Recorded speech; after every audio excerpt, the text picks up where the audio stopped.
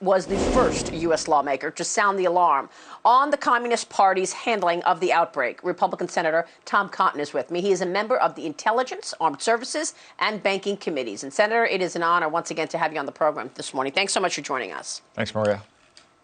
Thank you. We want to break news so that our audience understands clearly what has taken place here. This is very important.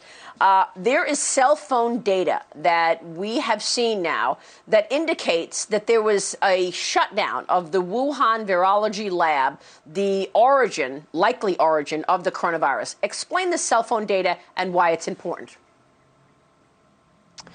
Maria, reports emerged yesterday in the media that publicly available cell phone data suggests that roads around the lab in Wuhan was closed in the middle of October. Again, this information is publicly available. American media has used it to analyze mobility patterns in states to see if our people are practicing social distancing. So the reports indicate that on major roads around these labs in Wuhan, you obviously had thousands and thousands of cell phones pinging towers day in and day out, and then all of a sudden in October it stopped, and it remained stopped for several days. That would suggest, without any further information, that those roads were blocked for some reason.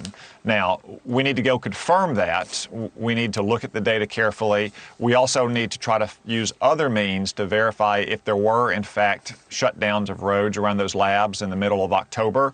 The Chinese Communist Party could obviously help us with that if they would open up and allow us to investigate what happened in Wuhan. But if it is confirmed that roads around that lab were shut down for a number of days in mid-October, it is highly coincidental that there was a major shutdown of those roads at about the time one might have expected this virus to first get transmitted to humans, whatever the origins may have been. But this would be another piece of circumstantial evidence that there was some kind of accident or outbreak from those labs, not from the seafood market or anywhere else. That's why it's so important we get to the bottom of this data.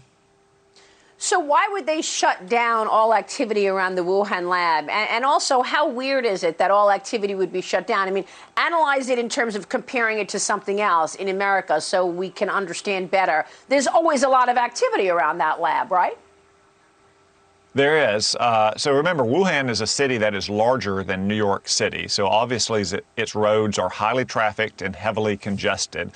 So to shut down roads around the lab would suggest that they had some good reason to disrupt traffic patterns so severely. So again, first we need to verify these reports. The cell phone data say what these media reports indicate, and then we need to use other sources to try to confirm what they suggest, which is those roads were shut down. And if that's the case, if roads were shut down around these laboratories for several days in mid-October, then we need to figure out exactly why, because it is simply another piece of circumstantial evidence that would support the idea that this virus originated from one of those labs.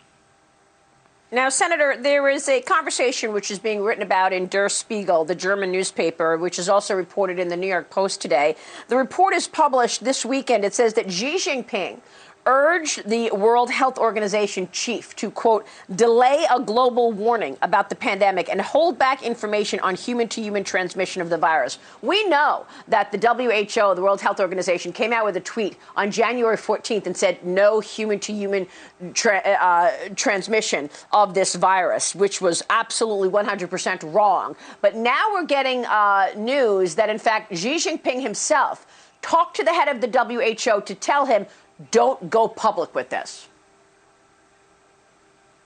So, Maria, I don't know about all the specific details of those reports, but there's no question that Xi Jinping and senior officials in the Chinese Communist Party were pressuring the WHO all the way back to December to undersell the risk of this virus. Look, they knew in China early on, probably as early as the early days of December, that this virus was both highly contagious among humans and that it was very deadly for certain people.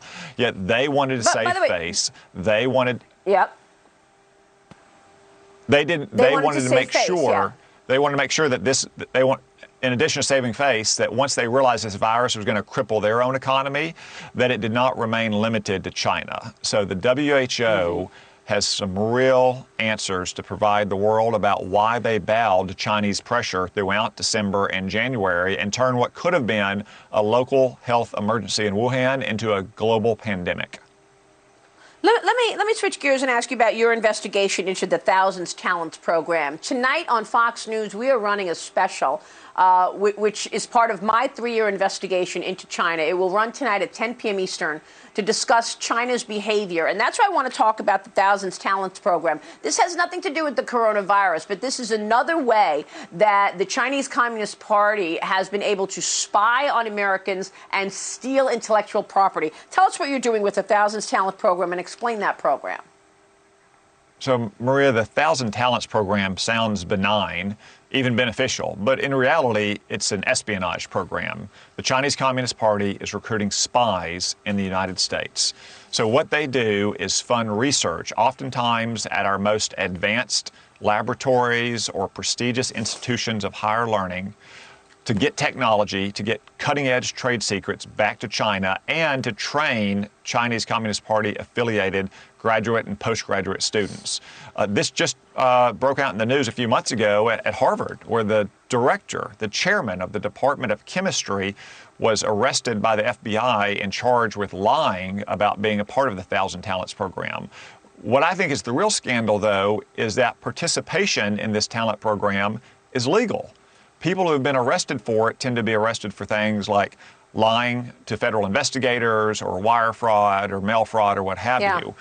I'm going to propose legislation that would ban any researcher from accepting Chinese-affiliated funds if they are also working on federally funded programs, and that would require universities to make their best efforts not to employ anyone who is a part of these talent programs. We should not be underwriting those people who are on the Chinese Communist Party's payroll to send our most advanced cutting-edge technology back to China. That professor was getting paid from Harvard. He was also getting paid from the CCP. Real quick before we go, I've got to get your take. You mentioned this the last time you were with us, that the Chinese Communist Party has sent engineers, research engineers, to some of our leading medical institutions. Senator Cruz told me last week MD Anderson is having a major issue with this because there are engineers trying to steal information to get China to get a cure for cancer for the United States. Do you think they are in our medical institutions right now stealing science data to try to beat us to a COVID-19 vaccine? And also, after they steal the data, are they then going ahead and filing for patents, their own Chinese patents, based on the information they got from America? Yeah, Maria, China is using the exact techniques they've used in agriculture, in semiconductor or computer chip technology to try to steal our most cutting-edge life science knowledge, to include coronavirus information, whether companies are working on therapeutic drugs or vaccines. The Department of Homeland Security just issued a warning recently cautioning laboratories and companies and universities to keep their guard up for cyber theft. And of course, like the Thousand Talent programs, China runs talent programs to use human spies as well to try to steal that technology. So all of our institutions in the medical field, in the life sciences and pharmaceutical fields need to have their guard up against Chinese espionage. And by the way, in terms of the cell phone data that we know was completely stopped for that time in Wuhan in October, do we know if schools were closed, were businesses closed in and around that area as well? Can you glean that from the fact that there's no cell phone activity as well, Senator? From the media reports, I don't think you can, Maria, but those are the kind of questions that you would want to ask to try to understand what was happening around those labs. It's a very good point that if you had schools closed or other businesses closed, that would again be an indicator of something happening that the Chinese Communist Party wanted to kind of shut off activity around those labs. Thank you. Thank you, Senator Tom Cotton. We'll be right back.